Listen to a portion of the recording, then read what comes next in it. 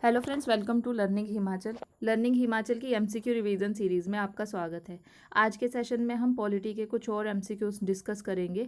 तो हमारे पास हमारा फर्स्ट क्वेश्चन है, who is competent to dissolve Rajya Sabha. Rajya Sabha को कौन डिज़ोल्व कर सकता है? The chairman of Rajya Sabha, the president, the joint session of parliament, none of these. तो इसका राइट आंसर है नन ऑफ दीज। राज्यसभा, जैसे कि हमें पता है कि आर्टिकल 80 जो है वो कॉन्स्टिट्यूशन का राज्यसभा के बारे में बात करता है, और राज्यसभा एक परमानेंट हाउस है, इसका डिसोल्यूशन नहीं हो सकता है। हाँ, ये ज़रूर है कि इसके 1/3 मेंबर जो है वो एवरी 2 ईयर जो है वो उनका रिटायर हो जाएंगे। तो पीपल रिप्रेजेंटेशन एक्ट जो 1951 का है, उसमें ये कहा गया है कि राज्यसभा की टर्म के बारे में बोला गया है कि 6 ईयर इसकी टर्म हो सकती है। ठीक है, लेकिन कॉन्स्टिट्यूशन में ये 6 ईयर वाली टर्म ये भी कॉन्स्टिट्यूशन में नहीं बताया हुआ है। तो जो हमारा राज्यसभा है, इन शॉर्ट जो राज्यसभा है, ये हमारा परमानेंट हाउस है, इसका डिसोल्यूशन नहीं हो सकता। लोकसभा का हो सकता है, राज्यसभा का नहीं हो सकता। तो इस क्वेश्चन का जो राइट आंसर है ये है option number D, none of these. हमारा अगला क्वेश्चन है, the speaker's vote in the Lok Sabha is called casting vote, sound vote, direct vote, indirect vote. तो जो स्पीकर है वो कास्टिंग वोट, वो जो वोट करेंगे, अदरवाइज तो स्पीकर वोट ही नहीं करते हैं। लेकिन ऐसी कोई सिचुएशन आ जाए, जैसे कभी इक्वल हो जाए, बात डेडलॉक बन जाए, कोई मैटर जो है उसमें बराबरी हो गई है और किसी एक को वोट करना है, तो उस केस में जो स्पीकर जो है वो वोट को कास्ट करेंगे, उसको कास्टिंग वोट बोला जाता है। तो जो स्पीकर वो वोट करेंगे वो कास्टिंग वोट है, और उससे जो है फिर मैटर जो है वो बराबरी से जिस साइड भी स्पीकर डालेंगे उस साइड पे चला जाएगा। तो स्पीकर जो वोट करते हैं, इस क्वेश्चन का जो राइट आंसर है दैट इज़ कास्टिंग वोट। तो अगर हम स्पीकर की बात करें तो स्पीकर से रिलेटेड आर्टिकल कौन सा है? तो आर्टिकल 93 जो आर्टिकल है हमारा, वो स्पीकर ऑफ लोकसभा की बात करता है। अब जो लोकसभा के स्पीकर हैं, ये अपने ऑफिस पर कब तक रहते हैं? During the life of Lok Sabha. लेकिन ऐसा नहीं है कि लोकसभा अगर डिसॉल्व हो जाए तो स्पीकर इमीडिएटली जो है वो ऑफिस छोड़ देंगे। वो तब तक ऑफिस में रहते हैं जब तक कि नया स्पीकर जो है वो इलेक्ट ना हो जाए। ठीक है जी। तो इस क्वेश्चन का राइट आंसर था हमारे पास option number A, casting vote. अगला क्वेश्चन है, the speaker of Lok Sabha is designated as chairman, speaker, vice president, president. तो स्पीकर, चेयरमैन ऑफ लोकसभा को हम स्पीकर कहते हैं। सिंपल सा क्वेश्चन है। लेकिन यहाँ पर स्पीकर के बारे में अगर और चीज़ें हम डिस्कस करें, तो जो कॉन्स्टिट्यूशन के प्रोविजंस हैं लोकसभा में, उनका फाइनल इंटरप्रिटेशन अगर करना हो किसी को, तो वो स्पीकर की ड्यूटी है या स्पीकर की ही पावर है। ठीक है, तो उनको final interpreter of the constitution भी कहा जाता है स्पीकर को। तो स्पीकर जो है, इनका काम क्या होता है? हाउस के डेकोरम को बना के रखना, और जो पार्लियामेंट्री कमेटीज़ हैं उनके चेयरमैन को अपॉइंट करना, उनको सुपरवाइज़ करना। स्पीकर जो है आपके जॉइंट सिटिंग को हेड करते हैं, आपके मनी बिल को फाइनली डिसाइड करते हैं कि ये पर्टिकुलर बिल जो है वो मनी बिल है या नहीं। वो फाइनल अथॉरिटी स्पीकर के पास है। तो या तो फिर सीक्रेट सिटिंग जो है वो अलो करनी हो तो वो भी स्पीकर की ही ड्यूटी रहती है। तो इतने सारे फंक्शंस जो है वो स्पीकर के ही हैं। या फिर एक और कि एंटी डेफिकेशन वाला केस हो, तो उस केस में किसका डिसीजन आता है? तो वो भी मतलब कि हेड ऑफ द हाउस का आता है। अगर लोकसभा में एंटी डेफिकेशन बिल है तो उसके ऊपर डिसीजन जो है वो हमारे स्पीकर देंगे। ठीक है, तो इतनी सारी बातें हमें स्पीकर ऑफ लोकसभा के बारे में ध्यान रखनी है। अगला क्वेश्चन है, who decide whether a will is money bill और नॉट। तो स्पीकर ऑफ लोकसभा के पास ही फाइनल अथॉरिटी है, वही डिसाइड करेंगे कि ये बिल मनी बिल है या नहीं। तो अब मनी बिल की अगर हम बात करें, तो मनी बिल को सिर्फ और सिर्फ लोकसभा में ही इंट्रोड्यूस किया जा सकता है। राज्यसभा का कोई से नहीं होता मनी बिल के केस में। लेकिन मनी बिल जब इंट्रोड्यूस करते हैं तो उसके लिए प्रेसिडेंट की प्रायर रिकमेंडेशन लगती है। इसीलिए जब कभी भी प्रेसिडेंट की असेंट के लिए मनी बिल जाता है तो अक्सर प्रेसिडेंट जो है वो असेंट दे देते हैं, क्योंकि उनके रिकमेंडेशन से ही लाया हुआ होता है मनी बिल। अगर राज्यसभा में भेज भी दिया जाए मनी बिल, तो राज्यसभा को 14 डेज़ के अंदर मनी बिल को रिटर्न करना होता है। विद अमेंडमेंट कर सकते हैं, विदाउट अमेंडमेंट कर सकते हैं, कोई फ़र्क नहीं पड़ता। तो ऑल ओवर पावर जो है वो मनी बिल की जो है वो लोकसभा के पास ही है। और कौन डिसाइड करते हैं कि मनी बिल है ये पर्टिकुलर बिल या नहीं, तो वो फाइनल अथॉरिटी हमारे स्पीकर ऑफ लोकसभा के पास है। ठीक है, तो इस क्वेश्चन का राइट आंसर है ऑप्शन नंबर ए। अगला क्वेश्चन है, in order to be recognised as official opposition group parliament in parliament, तो आपके पास कितनी मेजॉरिटी होनी चाहिए अगर आप opposition official opposition group in parliament, तो 1/10 जो है टोटल स्ट्रेंथ जो है वो पार्लियामेंट में होनी चाहिए। ठीक है जी, ये 1/3 जो है वो ये भी नहीं है, 1/4 भी नहीं है, 1/6 भी नहीं है।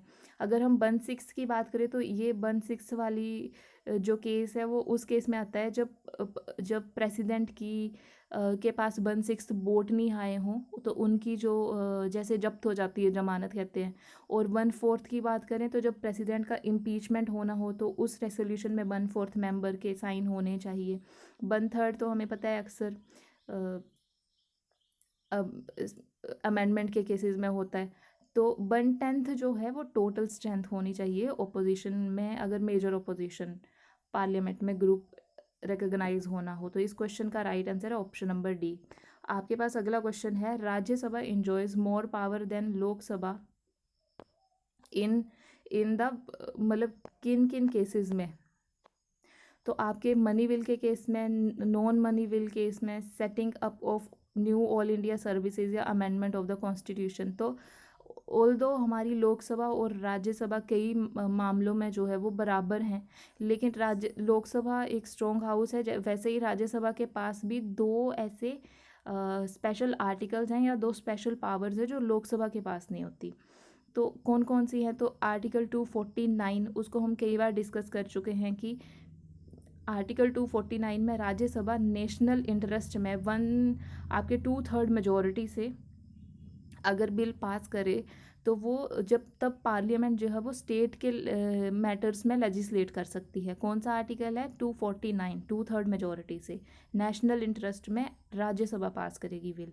तो एक तो 249 का केस हो गया, और एक आर्टिकल 312, ऐसे में राज्यसभा जो है वो न्यू ऑल इंडिया सर्विसेज को क्रिएट कर सकती है। आर्टिकल 312 में ये स्पेशल पावर है राज्यसभा के पास में।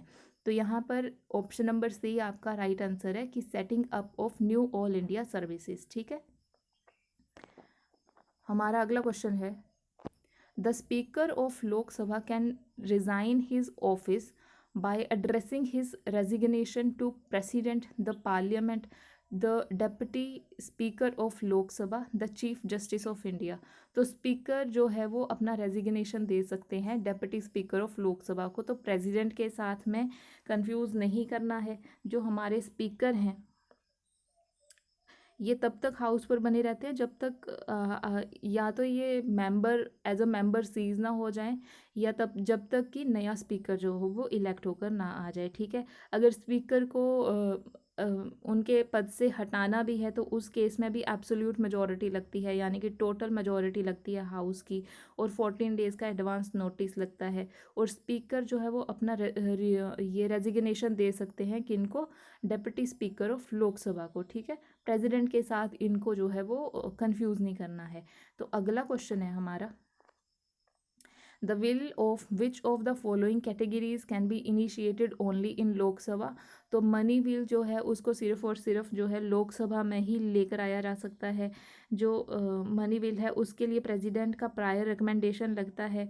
ठीक है, तो मनी बिल को डिसाइड करने की ये बिल मनी बिल है या नहीं, ये पावर जो है वो आपके स्पीकर के पास है।